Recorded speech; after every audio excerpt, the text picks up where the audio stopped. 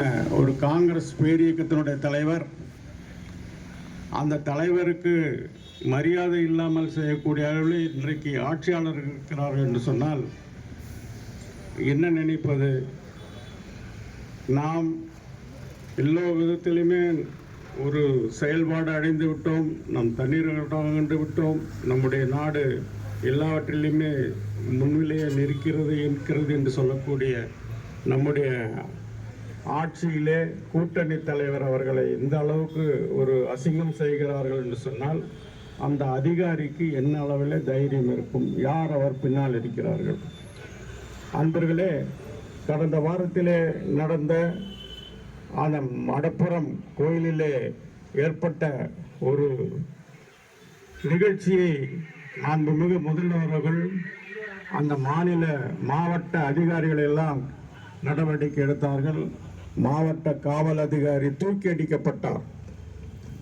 அந்த அளவுக்கு செயல்படக்கூடிய இந்த ஆட்சி ஏன் எங்கள் தலைவரை அவமானப்படுத்திய போது எந்த ஒரு நடவடிக்கை எடுக்கவில்லை என்று சொன்னால், அறநிலைத்துறை அதிகாரிகள் அந்த அளவுக்கு பெரியவர்களா, இல்லை அவர்களை பார்த்து இந்த அரசாங்கம் மிரளுகிறதா? எங்களால் ஒன்றும் புரிந்து கொள்ள முடியவில்லை. எந்த அளவிலே எந்த விதமான போக்குகளை அந்தந்த நேரங்களிலே நடத்துகிறார்கள் என்பதும் எங்களுக்கு புரியவில்லை. இந்த நிகழ்ச்சியின் மூலமாக நான் மாண்புமிகு தலைமை அமைச்சர் அவர்களுக்கு கேட்டுக்கொள்கின்ற ஒரே வேண்டுகோள், அந்த அதிகாரியை நீங்கள் வேலை நீக்கம் செய்ய வேண்டும். அதற்கு உறுதுணையாக இருந்தவர்கள் என்ன என்பதை ஒரு விசாரணை கமிஷன் அமைக்க வேண்டும். அதை ஏதோ மந்திரி போனார், செல்வ பிந்தையை பார்த்து விட்டார் என்று சொல்வதெல்லாம் அவருக்கு இருக்க சம்பந்தம் அல்ல. இது மக்களிடையே மக்களை பற்றி தூண்டிவிட்டிருக்கின்ற ஒரு சம்பவமாகத்தான் நாங்கள் நினைக்கின்றோம். ஆகவே இன்னும் ஒரு 15 நாட்களிலே இதற்கு எதுவிதமான நடவடிக்கை எடுக்கவில்லை என்று சொன்னால், இந்த ஆட்சித்தலைவர் பேரறிஞர் அண்ணா அவர்கள் சிலை முன்னே எங்களுடைய இயக்க தோழர்களும் அவர்களை சார்ந்த நண்பர்களும் ஒரு மாபெரும் காந்திய வழியிலே நடக்கக்கூடிய நாங்கள் ஒரு மாபெரும் உண்ணாவிரத போராட்டத்தை நடத்துவோம் என்பதை இதன் மூலமாக நாங்கள் தெரிவித்துக் கொண்டு, இந்த நிகழ்வின் இறுதியிலே எங்களுடைய தலைவர் அந்த அறநிலைத்துறை அலுவலகத்துக்கு சென்று எங்களுடைய குறையை மனுவாக கொடுப்பார்கள்.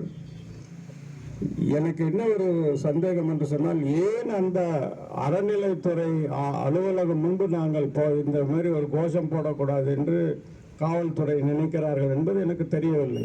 அத்தனை பெரிய ஒரு சக்தி வாய்ந்த சந்திரசூடேஸ்வரரை விட மிக சக்தியுள்ள அலுவலர்களா என்று நினைக்கின்றது காவல்துறை அதிகாரிகள்.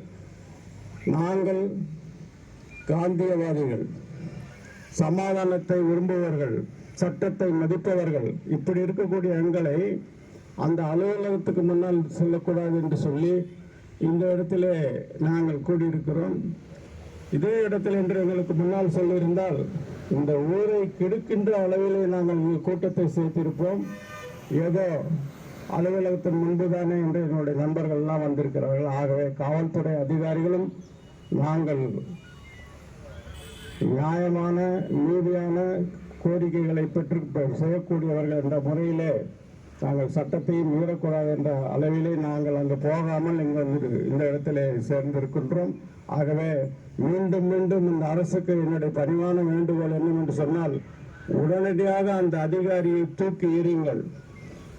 ஒரு விசாரணை கமிஷனை பற்றி என்ன நடந்தது என்பதை நீங்கள் மக்களுக்கு வெள்ளை அறிக்கையாக தெரிவிக்க வேண்டும் என்று கேட்டு இந்த நிகழ்வை நான் முடிக்கின்றோம். இந்த காவல்துறை நண்பர்களுக்கும் எங்களுடைய மனமார்ந்த வாழ்த்துக்களையும் நன்றிகளையும் தெரிவித்து முதலும் செய்கிறேன்.